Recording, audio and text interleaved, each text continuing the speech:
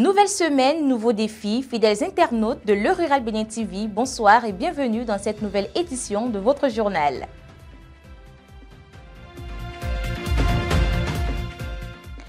Au sommaire de cette édition, l'huile rouge est un aliment utilisé depuis des siècles en Afrique.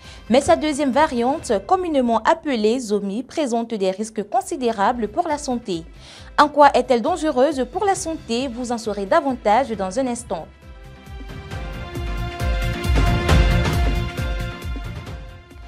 Elle ne pique pas, ne dérange personne, mais rend de grands services aux pisciculteurs. Il s'agit des mouches soldats noires. Ces larves sont aujourd'hui au cœur d'une nouvelle méthode d'alimentation durable pour les poissons. Dans le dossier du jour, vous allez découvrir les avantages et techniques d'élevage de cet insecte qui permet de produire une farine riche en protéines à moindre coût. Quelques titres ainsi annoncés, le développement, c'est dans un instant.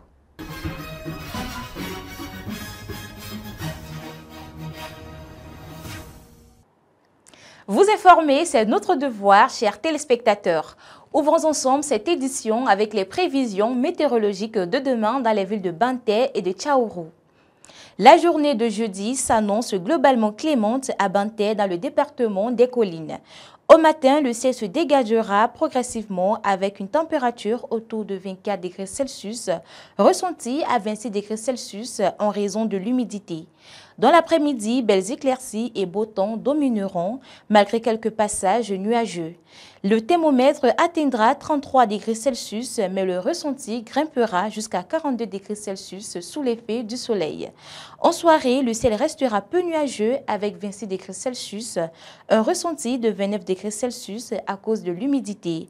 Un faible risque d'averse de 20% est attendu avec des rafales soufflant du sud à 20 km par heure. Demain à Tchaourou, dans le département du Borgou, la journée s'annonce agréable. En matinée, le ciel se dégagera progressivement avec 24 degrés Celsius, ressenti à 26 degrés Celsius en raison de l'humidité. Dans l'après-midi, belles éclaircies et beau temps variables domineront avec 32 degrés Celsius, ressenti à 40 degrés Celsius sous l'effet du soleil. En soirée, le ciel restera clairement ensoleillé malgré quelques nuages avec 26 degrés Celsius ressenti 29 degrés Celsius et un vent du sud soufflant à 20 km par heure. Aucun risque de pluie n'est à craindre. Dans le cadre de la capitalisation conjointe des programmes appui au plaidoyer des organisations socio-professionnelles agricoles, APOSP et appui au secteur du développement rural PASDER, mis en œuvre respectivement par le PNOPA Bénin et le consortium suisse Contact l'ARES sur financement de la coopération suisse au Bénin, les parties prenantes ont initié un atelier d'échange et de réflexion sur la capitalisation des phases de ces deux programmes majeurs. Cette initiative, dont la facilitation est confiée au consortium Cosinus Conseil African Initiative Groups Bénin, a pour objectif de constituer un capital de savoir-être et de savoir-faire à partir des informations disponibles auprès des différents acteurs du programme de mise en œuvre en vue de son partage. Cet atelier d'échange démarré ce 28 octobre 2025 se poursuit jusqu'au 30 octobre 2025 à Grand Popo. Le Bénin signe une performance historique avec une note de 7,15 sur 10 à la 5e revue béniale du programme détaillé de développement de l'agriculture en Afrique PDDA-AA. Premier pays de la CEDEAO et 5e à l'échelle africaine, il confirme sa montée en puissance dans le secteur agricole, fruit de réformes structurelles et d'investissements soutenus depuis 2016. Je l'annonçais en titre, l'huile rouge surchauffée, communément appelée zomi, peut s'avérer être nuisible pour la santé si sa consommation n'est pas contrôlée. Très présente dans nos plats, l'huile rouge fait partie de nos habitudes culinaires. Mais une fois transformée en zomi, elle pourrait bien perdre ses bienfaits et présenter des risques pour la santé. Quelles huiles privilégiées pour une meilleure santé? Madeleine Atodino et Pierrot Dedila nous en parlent. Très prisée en Afrique, l'huile rouge entre dans la préparation de nombreux plats traditionnels. Cependant, l'huile rouge naturelle surchauffée et embouteillée donne naissance à ce que l'on appelle communément zomi en langue fon. Ce que beaucoup ignorent, c'est que cette huile rouge parfumée, appréciée pour sa richesse en vitamines, présente des risques réels pour la santé, aussi bien à court qu'à long terme. L'effet immédiat qu'on constate suite à la consommation de l'huile surchauffée, c'est qu'il y a perte des nutriments, les nutriments essentiels tels que de la vitamine A et de la vitamine E, qui sont des vitamines essentielles pour une bonne vision, qui contribuent à la protection de la peau et renforcent le système immunitaire. Il y a également la production des substances toxiques lorsque l'huile est surchauffée. Et comme effet à long terme, l'huile rouge surchauffée augmente le mauvais cholestérol dans le sang. Il y a également l'oxydation des lipides dans l'organisme qui crée de l'inflammation. Il y a également des troubles métaboliques tels que l'obésité, la résistance à l'insuline, et cela expose également au diabète de type 2. Cela crée également du stress oxydatif, donc des maladies inflammatoires. Et ce n'est pas tout. Une consommation excessive d'huile rouge peut également favoriser l'apparition de maladies cardiovasculaires en raison de sa forte teneur en graisses saturées. L'huile rouge surchauffée contribue à la survenue des maladies cardiovasculaires car ça augmente le mauvais cholestérol dans le sang. Et également, à forte température, les graisses se dégradent, ce qui favorise la production des substances inflammatoires. Il y a également de déséquilibre lipidique, c'est-à-dire il y a diminution du bon cholestérol dans l'organisme, dans le sang et augmentation de triglycérides. Pour préserver son organisme et maintenir une bonne santé cardiovasculaire, il est recommandé de privilégier non seulement l'huile rouge naturelle et d'autres huiles végétales qui sont riches en vitamines et en acides gras essentiels.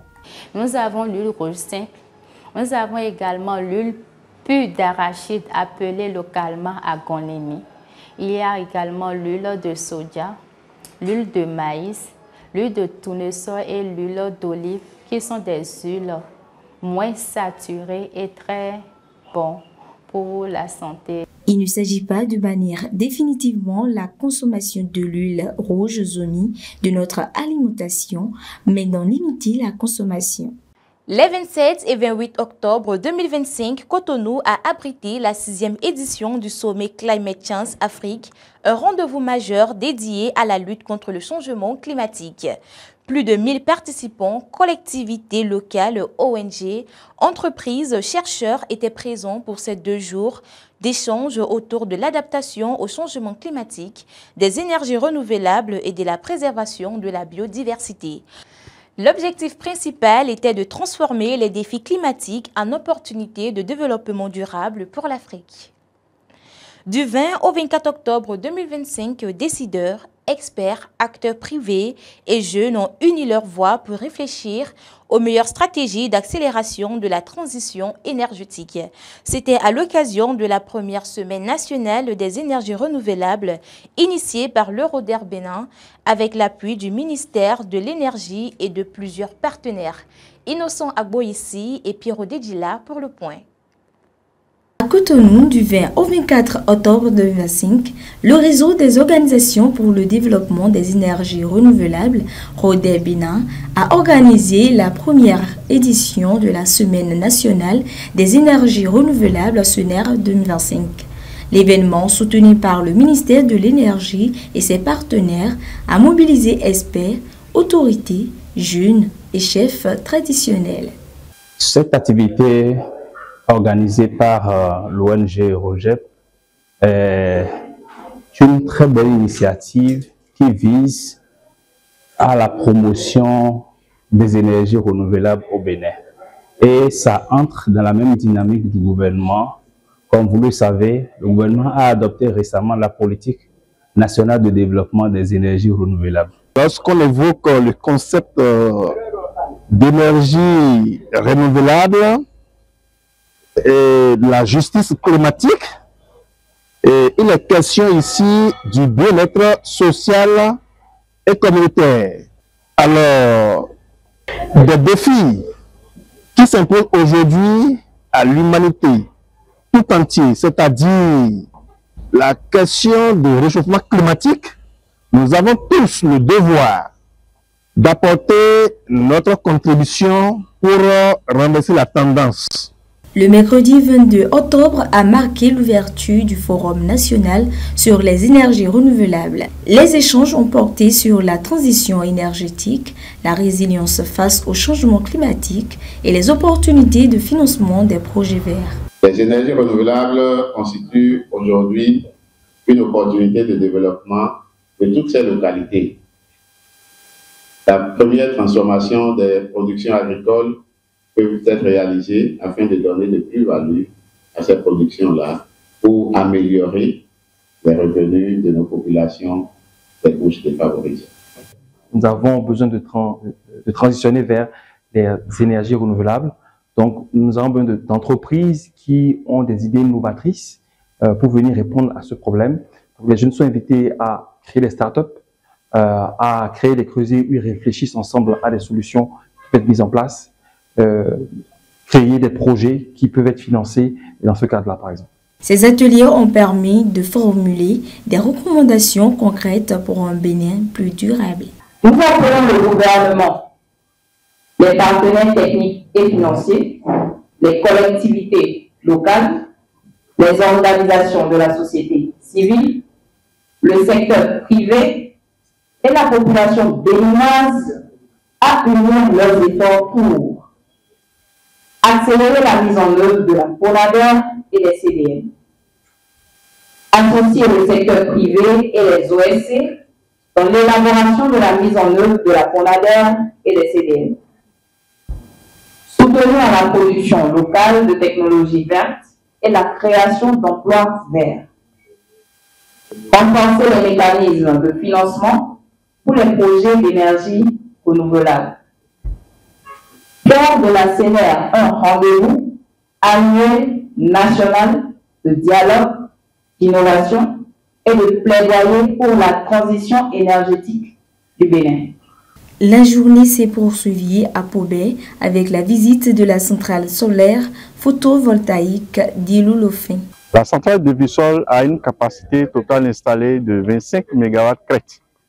Disons en termes de puissance active 20 MVA. Et elle produit en moyenne 100 MWh. Bon, on est d'accord que les énergies renouvelables, ce n'est pas seulement l'énergie solaire. Donc, on peut se mettre l'accent également sur les autres énergies, que ce soit éoliennes ou les barrages hydroélectriques. Mais quand même, j'ai été suffisamment content car ils m'ont donné la satisfaction que je voulais. En 5 jours d'activités intenses, la Semaine nationale des énergies renouvelables 2025 a démontré la volonté du Bénin d'accélérer sa transition énergétique.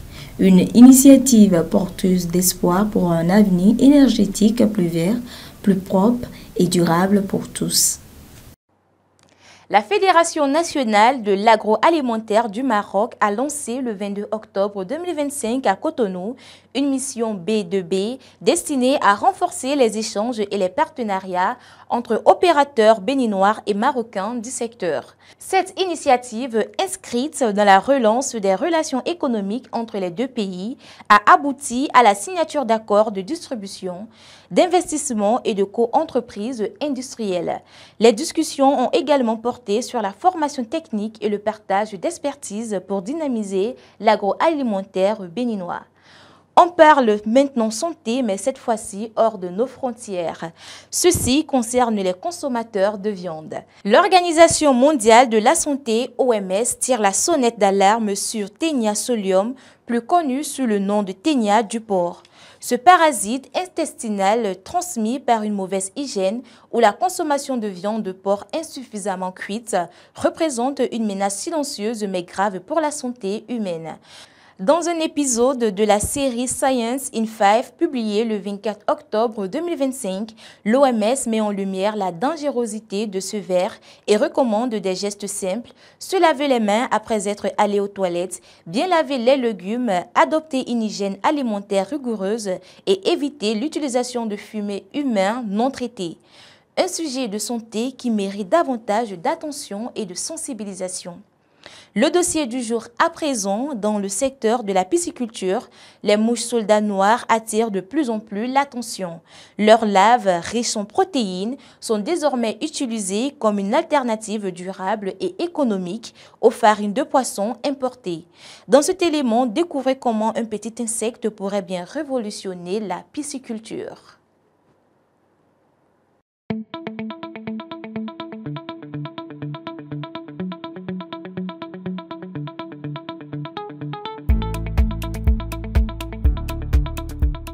Elle mesure à peine 2 cm, ne pique pas, ne transmet aucune maladie et ne s'intéresse ni aux humains ni à leurs aliments. Et pourtant, cet insecte discret pourrait bien contribuer à résoudre plusieurs défis mondiaux, la gestion des déchets, la sécurité alimentaire et la durabilité environnementale. Il s'agit de mouches soldats noirs. Découverte pour la première fois au début du XXIe siècle en Amérique du Sud, la mouche soldat noir a longtemps été ignorée avant que les scientifiques ne découvrent son formidable potentiel écologique. Les mouches soldats noirs existent depuis plusieurs décennies. Ça a été découvert en Amérique latine, plus précisément au Brésil, où ces mouches soldats noirs on avait découvert que ce sont des mouches particulières qui sont inoffensives, qui n'amènent pas de maladies et qui dégradent tout ce qui est déchets. Et là, ça permet, là où dans des pays les déchets s'accumulent, on laisse à leur disposition et les larves que ces mouches produisent dégradent complètement les déchets et puis ça permet de gérer un problème sur le plan environnemental. Progressivement, l'espèce s'est répandue sous les climats chauds du monde entier, en Afrique, en Asie, en Amérique centrale et du Sud. Ce qui rend la mouche soldat noire si particulière, ce sont ses larves. Elles se nourrissent exclusivement des déchets organiques, fruits abîmés, restes alimentaires, fientes animales et les transforment en biomasse riche en protéines et en graisses naturelles. Ce sont les larves surtout qui sont utiles.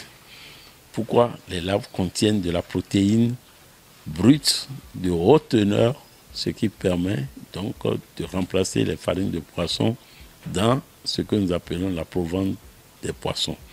Parce que ce qu'on nous envoie au pays, ce n'est pas de bonne qualité, il n'y a rien dedans. Alors qu'ici, quand vous avez produit vos larves, vous les voyez et vous les nourrissez et ils ont une bonne teneur en protéines.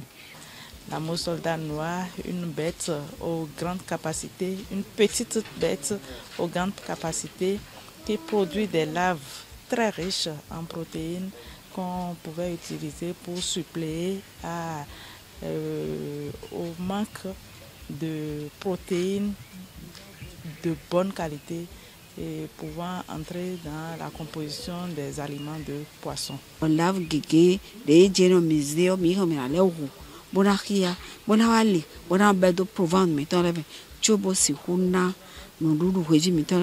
Avec 5 mois déjà, parce que protéines de mi mondo, mouche soldat noir et demi draco,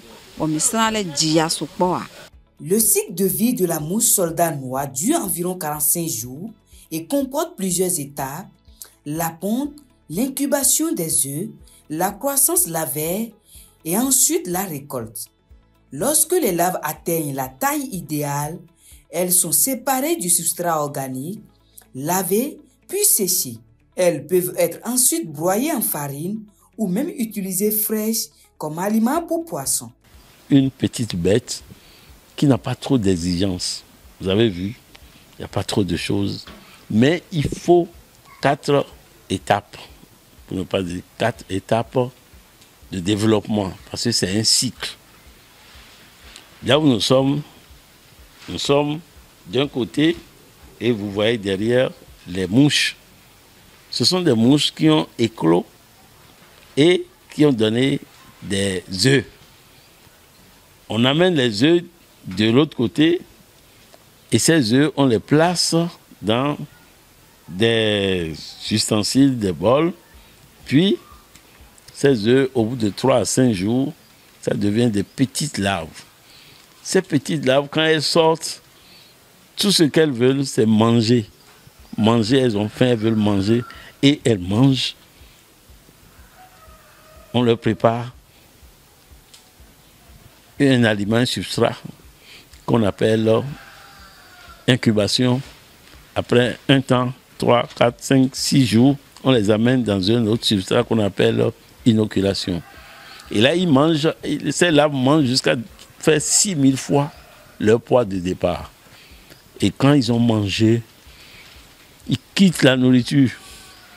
Ils vont rester dans un coin. Et ils sont dans une phase où ils ne bougent plus. On les appelle des pupées. En temps, ils ont passé par pré-pupée, ils deviennent pupées et là, ils ne mangent plus.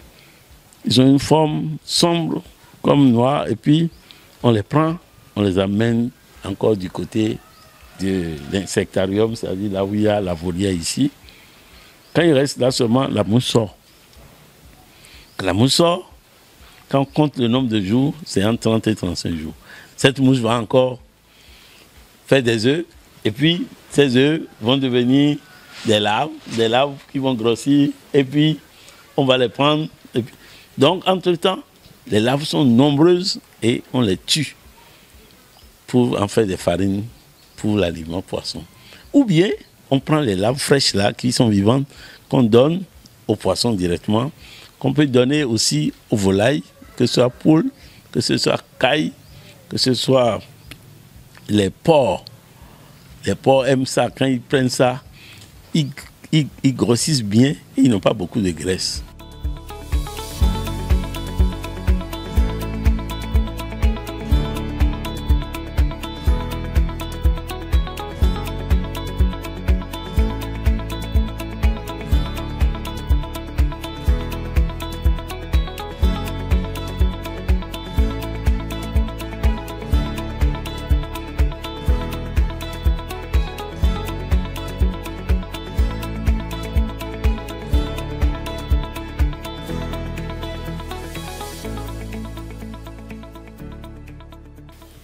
Maintenant, au-delà de cela, quand ils digèrent les déchets, ces déchets peuvent être utilisés comme engrais. Engrais, et ça permet vraiment de non seulement avoir des terres qui ne souffrent pas avec les engrais chimiques, mais des terres qui sont de bonne qualité, puis produisent de bons fruits ou bien de bons légumes. Et ceci, c'est pour le bien de nous tous, parce que nous avons des aliments qui sont bio. De la décomposition des déchets à la croissance des poissons, la mouche soldat noir est devenue un véritable maillon de l'économie circulaire. La mouche soldat noir ne ment pas. Et si elle donne, on est satisfait. Petite, silencieuse et efficace, elle transforme les problèmes de pollution et de coûts alimentaires en véritables opportunités pour les producteurs.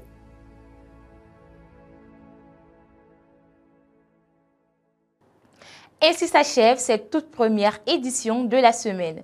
Ensemble, continuons à agir pour un avenir plus propre et plus responsable. Comme le dit si bien un proverbe africain, c'est en plantant aujourd'hui qu'on récoltera demain. Bonsoir chez vous.